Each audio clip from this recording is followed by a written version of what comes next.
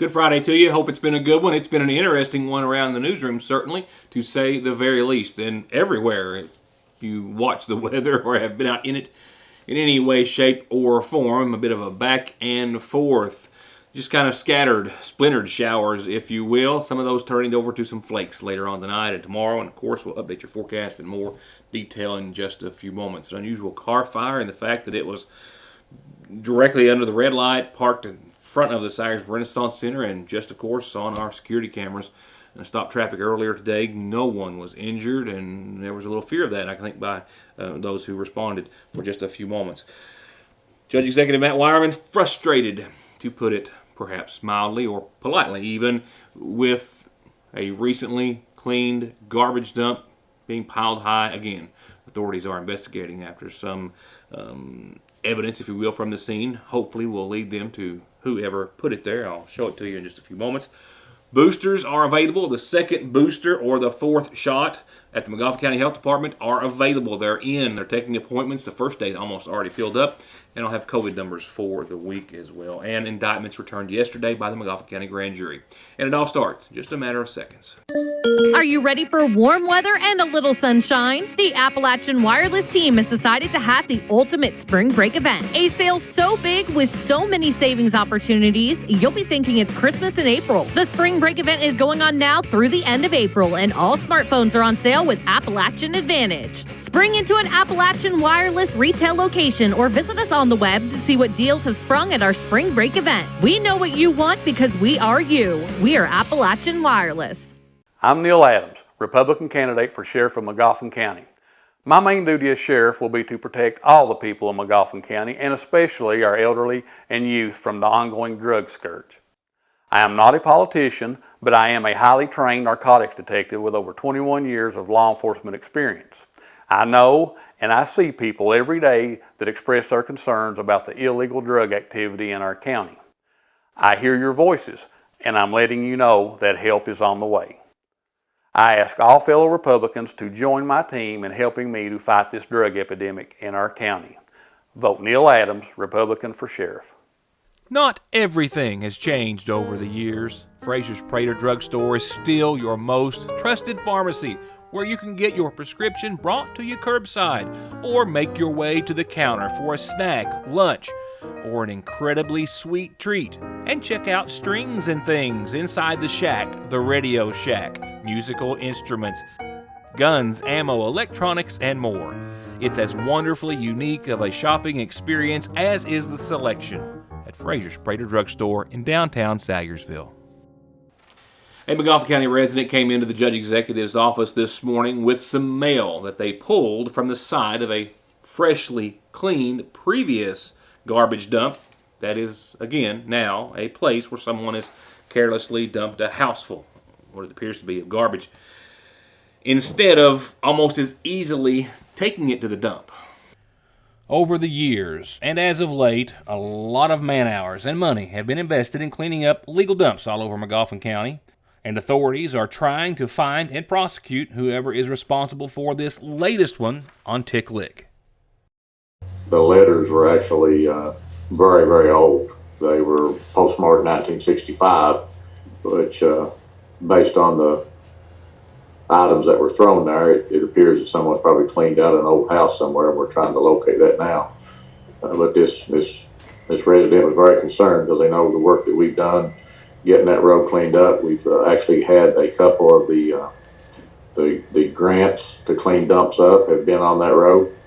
We took prisoners down in there cleaning up that road, and it's isolated. Tick Lick's an isolated road, and it's just it looks like a couple of pickup truckloads of old items and furniture and clothing out of someone's home, and we're trying to locate where that home is now, based on the old mail that we found. Given that it was on the McGoffin-Johnson line and on the Johnson County side of our county road, I contacted the Johnson County Sheriff's Office and Johnson County Judge, and they're sending some folks out to go through it and look and see if they can identify some things and find out where the home was or who the homeowner was, those kind of things. How real how frustrating is it after all the money and all the effort that's been used to clean up not just that area, but a lot of other areas in McGoffin County where this senseless littering just keeps happening? How frustrating is it for you? It's extremely frustrating, especially, during the winter months. The thing that we've been doing with the inmates is doing roadside pickups, and we're trying to do them along the major routes.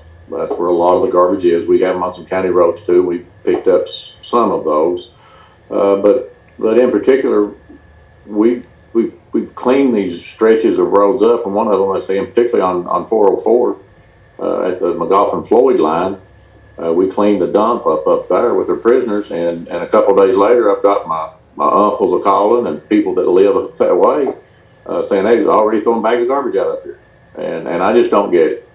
One of the things that we done with the Rumpke contract when we redone it a couple of years ago was reduce the price nearly $5 a month. All you gotta do is set it out and they'll pick it up. It's not real hard to do, but for whatever reason, folks feel the need. And it's not everybody. I know most people don't like seeing that, but there's a select group of people that just feel like they need to throw things out the window. We've done stretches of road where we've picked up one place in particular, Elk Creek, one up Elk Creek Hill. I think there's over 140 bags of garbage picked up along that stretch of road, and a lot of it is fast food items.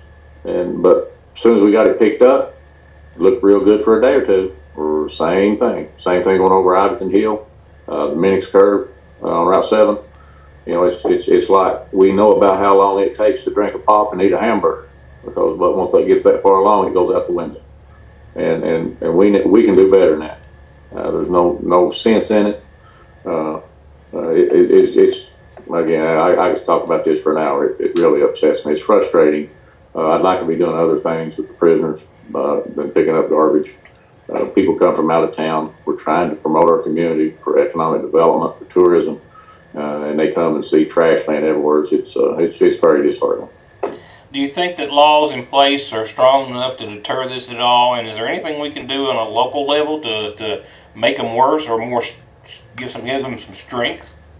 There's several avenues we've tried. We've got cameras out in places, and it seems like once we put those out, we can sit and look through 2,000 or 3,000 pictures of birds and dogs and cats and stuff because it's motion censored.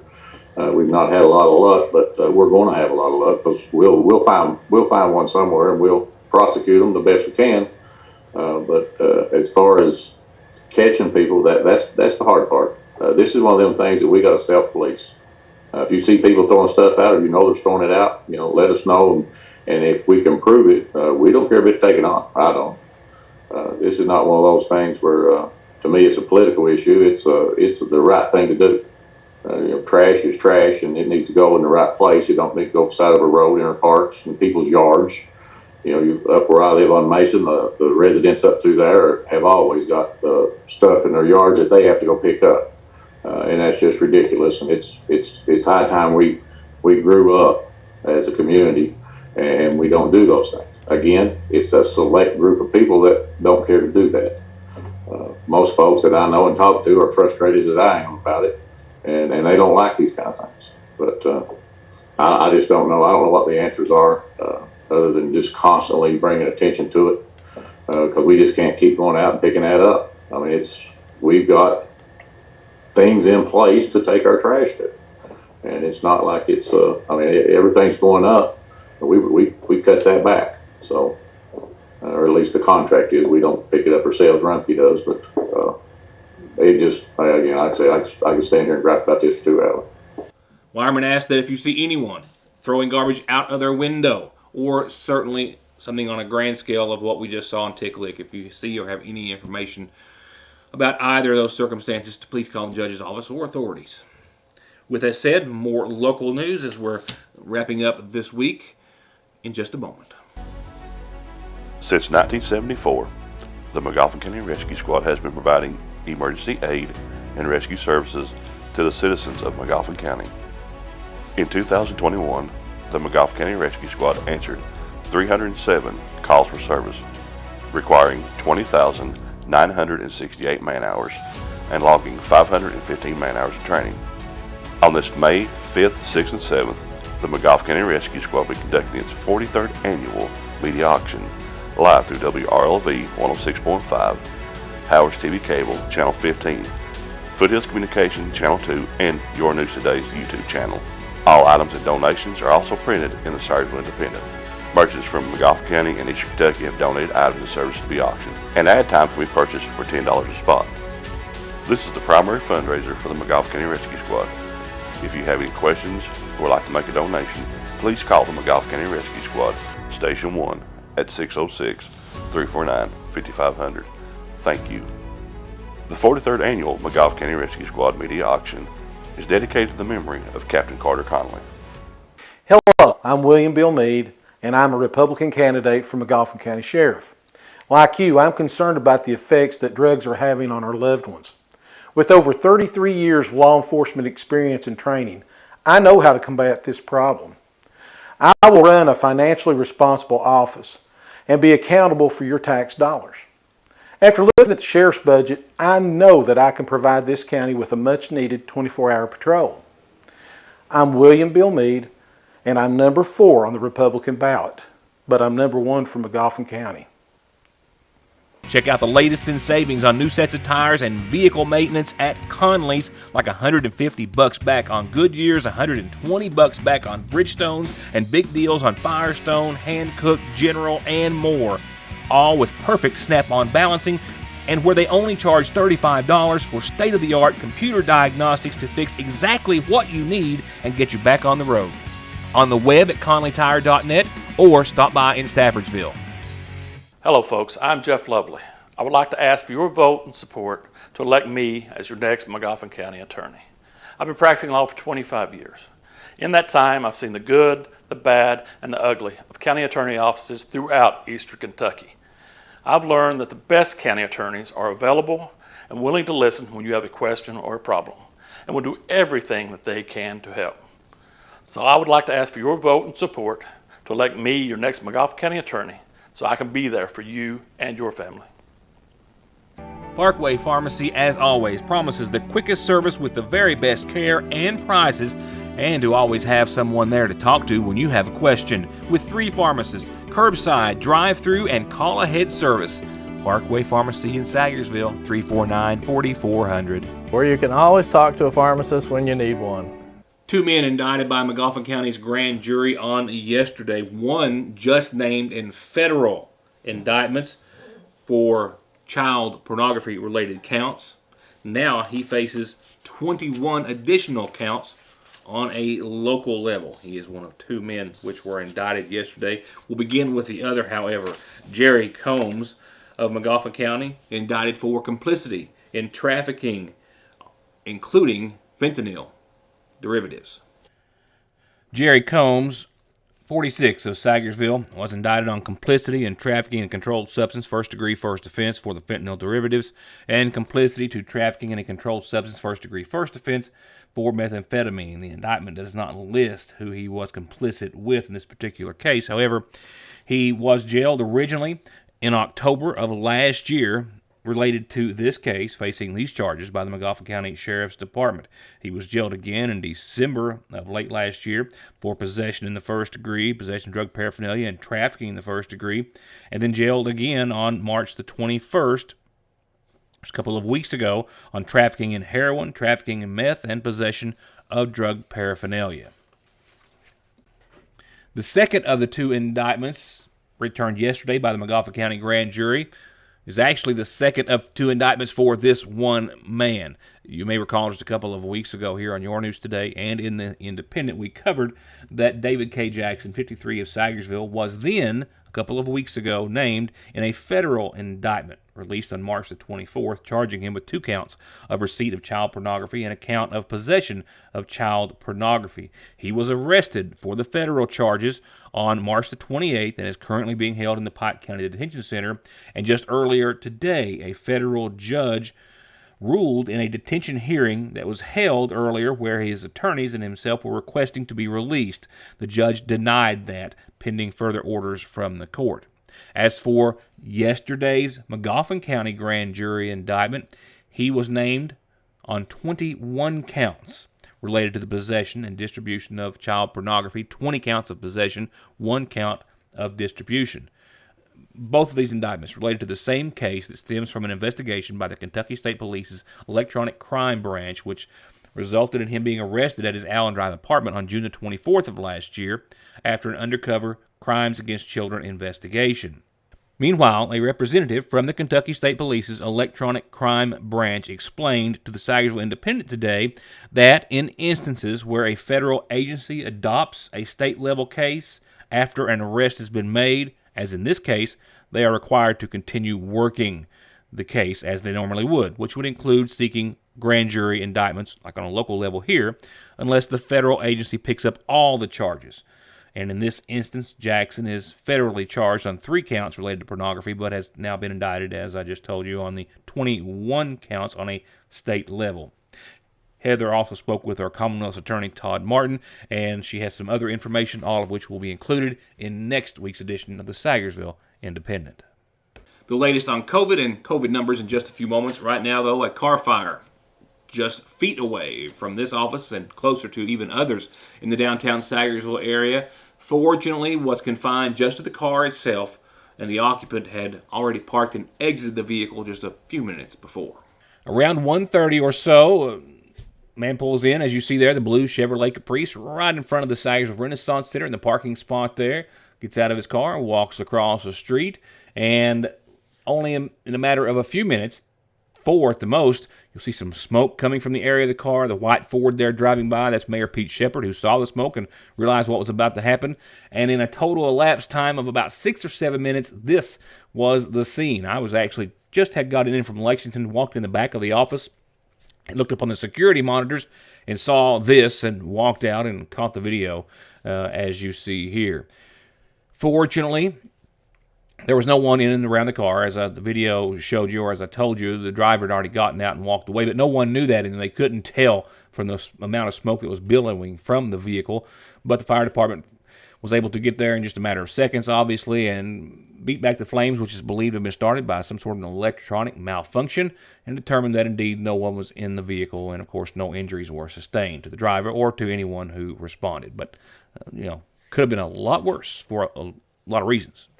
Stay tuned. I have a lot happening on tonight's community calendar, starting off with a birthday, and then I still have COVID numbers and information and your weather to have to bear through in just a few seconds. Hello, my fellow Magoffin Countyans. My name is Carson Sloan, and I'm a candidate for Magistrate District 2. As your magistrate, I will apply the same core values I have held myself to all my life.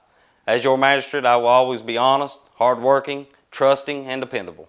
I will be a full-time employee for you, the people of District 2 and Magoffin County as a whole. So on May 17th, please cast your vote for Carson Sloan for Magistrate District 2, number 1 on the ballot and number 1 for the job. Thank you. My name is Tony Allen, and I'm a candidate for Magoffin County Clerk. Just as my family and I have served you at our restaurant, the Farmhouse Diner, we will be there to serve you in the clerk's office. You will be greeted with a smile. The office will be organized, neat, inviting, and we will do all we can to help everyone, regardless of your party, last name, or how you vote. We will be open during lunch, and we will have a long evening each week for folks who get in late. We will be open every other Saturday and have a plan to better serve the elderly in our community. I'm fighting to win this election and the trust of Magoffin County. I will not let you down, nor will I forget that the people chose me to be their clerk.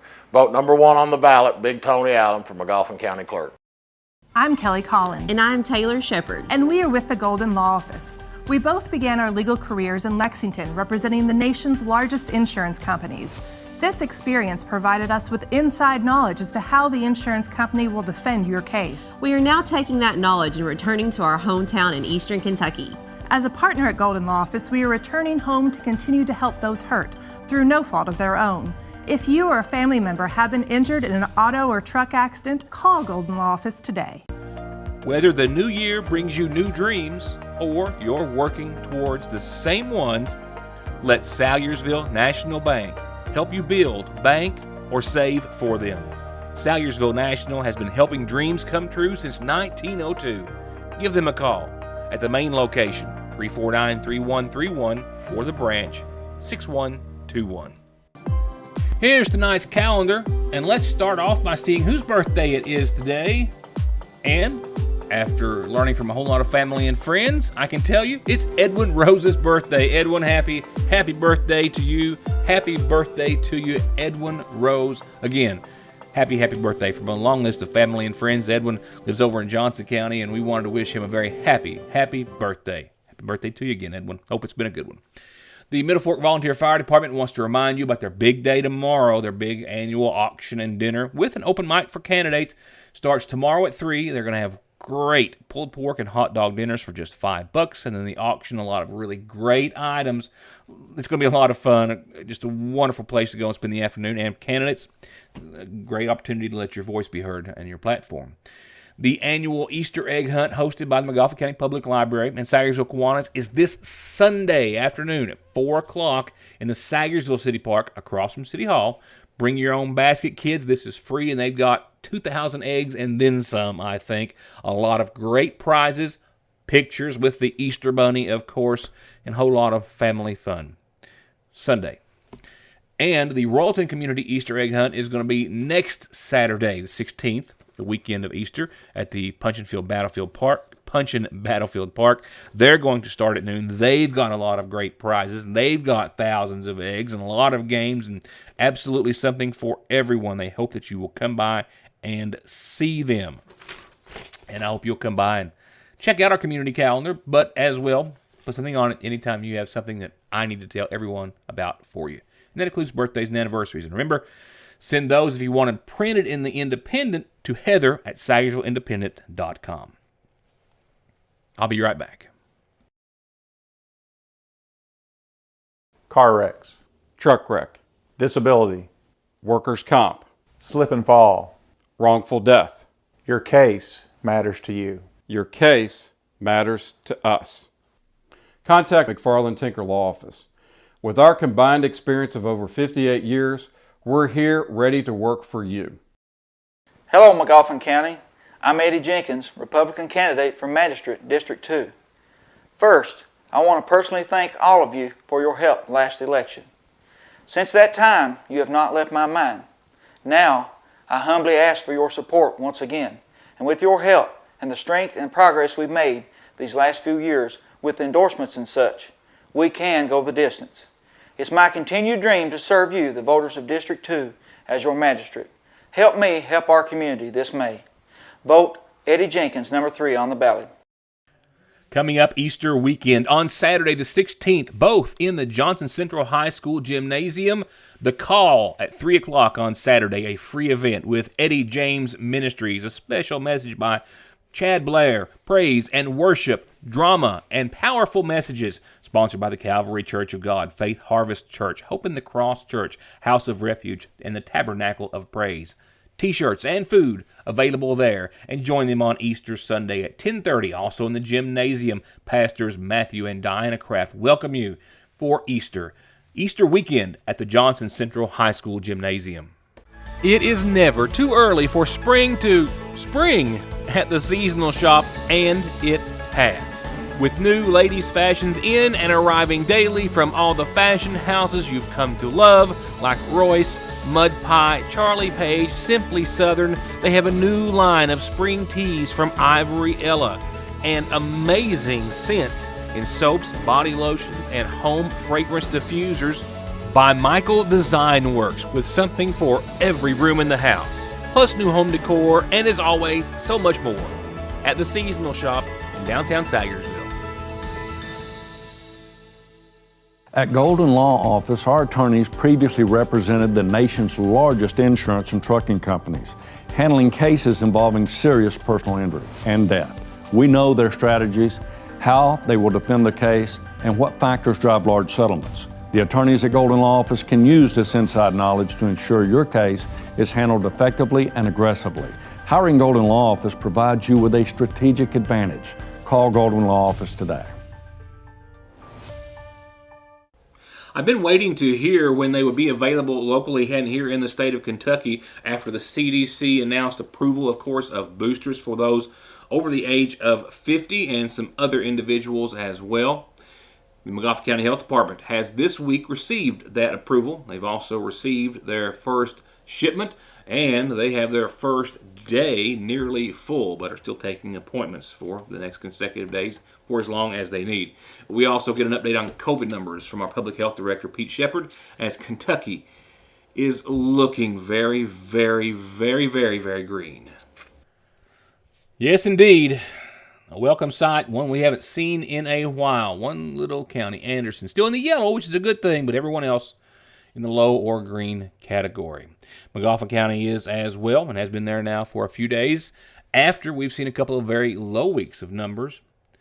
Last week we had 10. The week before we had a total of 16 new COVID cases. And Mayor Pete Shepard and our Public Health Director tells us today that that number has gotten even lower this week, and that, again, boosters are available. Yes, on Tuesday we got word from the Kentucky Department of Public Health that we can go ahead and start giving the boost dose, and we ordered ours and got an allotment of 100 in this week. And when will you start giving those out? How's that going? We will start giving them out Tuesday the 12th, April the 12th. We'll be giving 100 boost doses that day. Like I said, it got out pretty quickly with word of mouth. We didn't even advertise it. We've already got, I think, 82 signed up for 100 allotment. So if you do call, we can either get you in this coming Tuesday or the following Tuesday and the following Tuesday after that until we get everybody that wants a boost to give it to them and make sure they get it. The immunosuppressed people are the one that, were initially in the study to get it first, but now that some of them have already got it, it's 50 and over. If you're 50 and over and had your last boost dose, you get this boost dose, and it has to be, I think, 4 weeks or something like that. But everybody we've had boost has been quite a while, so everybody that we've at the Magoffin County Health Department we gave a boost to needs another boost if you're over 50 at this time. And I know that you all have only ever given out the Moderna. Is this specific to Moderna, to people who have had Moderna, or could they have had the Pfizer and still get this one? They can still have the Pfizer and get this one, but I would suggest if they got the Pfizer somewhere to go back and get the Pfizer there. I just think you should stick with the one you got. But Moderna's only is what we're given, and if I would stick with that. Vaccine. Walgreens, I think, has the all three of them: the Johnson & Johnson, Pfizer, and Moderna. And if you need to, the Florida County Health Department also has all three vaccines, and they'll take you in over there and give you the Pfizer and the Johnson & Johnson if that's what you need. But the Moderna is what we're given. Yes. As far as numbers, we're just kind of doing this once a week at most, and going back over the last 2 weeks, I think 16 for the total for the week before last and 10 last week. Has this week seen another decrease? Well, I'm glad I don't have to use a calculator anymore. we had three cases this week. So really?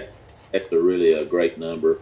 I think most of the counties in Kentucky are now down into the yellow now, and we are too. So it's great. It's great not to have that many cases. I know they have said there's another variant that might be on the way, but at this time, everything's looking good.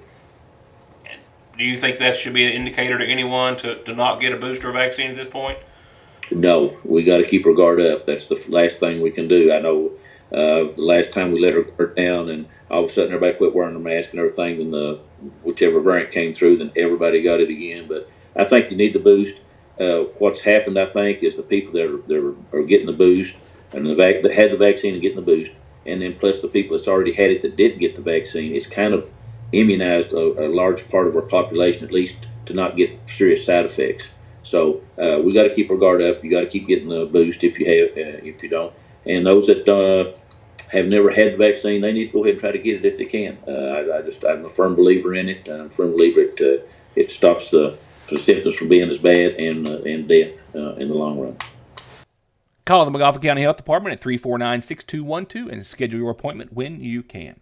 Something I want to mention real quickly, just to kind of throw in, the readers poll, well, it's the election poll here in the Sagersville Independent, as we do prior to every election in Magoffin County. It's available. Get a copy of the Independent, fill it out, drop it in the mail, drop it off here at the newsroom. Any way you want to get it to us, we will count it as we are and keep you up to date week by week as to who everyone is either supporting or feeling as though should or will win their respective race. The election poll is now available in each weekly edition of the Sagersville Independent. Hope to see you there. Looking at local Doppler radar here, you see an expanded view of a little shower that came through a couple of hours ago, I guess, now. And then time-lapse shows a couple of showers and some decent little rain there, kind of bookending Sayersville, but hitting both ends of McGoffin County, if you will. A closer view shows some more rain is on the way, just splintered little dots of green and yellow everywhere across Kentucky. A strong spring winter weather system, if you will, bringing a lot of cold air to the Ohio Valley through the weekend. And a few thunderstorms possible this afternoon into this evening, and some small hail as well from some of the stronger convective cells. In addition, some snow showers might mix in with the rain later this afternoon and evening. In some parts of Kentucky, I know Central Kentucky saw some flakes earlier, and I suspect we might as well. 36 degrees is where we should fall tonight with our low under cloudy skies and a 60% chance of some rain and snow with little or no snow accumulation expected. But flakes the weekend before Easter, although not unheard of, is just not fun. Tomorrow, not fun either. That's a pretty good segue. 45 only for your Saturday. A chance of some rain, maybe some flakes in the morning before noon or so. And we'll see 45 with a southwesterly wind up to 18 or 20 miles per hour. So it's going to feel even chillier than that, with a 70% chance of some snow and rain showers continuing all the way through your Saturday night. Not a lot of rain and little or no snow accumulation again tomorrow, but flakes of flying is a good chance. So with 29 tomorrow night, that means frost for your Sunday morning. 63 eventually, but frost in the AM, sunny skies, and a really nice recovery from Saturday into the latter half of your weekend, the best day of the week. Partly cloudy and a low of 44 that night, so we'll stay out of the frost areas for Sunday night and Monday morning. And then look what's around the corner. For a little while, briefly at least, we'll go from 45 Saturday, 63 Sunday. We'll jump another 10 degrees on Monday, hit 73, partly sunny skies, and a 20% chance of some showers. Tuesday and Wednesday, and even Thursday, upper and mid-70s. Not as much full-blown sunshine as I'd like to see, with partly sunny and a 30% chance Tuesday, mostly cloudy and a 40% chance of showers and storms Wednesday. And then 75, partly sunny, and an even better chance of showers Thursday, and then temperatures start to go back down the other direction. So what will your Easter weekend entail weather-wise? Maybe a downward trend for temperatures, but we'll wait and see and talk more about that next week. Now let me wrap up by saying two things before I say good night and good weekend. A reminder that I'm looking for someone to fill in here behind the desk, do the show on a couple of days a week or just on occasion, but also maybe on a more regular basis doing some reports and stories out in the field and bringing them in to air on Your News Today. Especially if there's anyone out there who has any experience with Apple's Final Cut Pro editing software, or even iMovie, which is just a simpler version, but along the same lines. That'd be a great step in the right direction. If you or someone you know might be interested, a student or otherwise, just anyone of any age group essentially, and doing some reporting, please let me know. Now it's time to say good night and good weekend, and thank you for watching.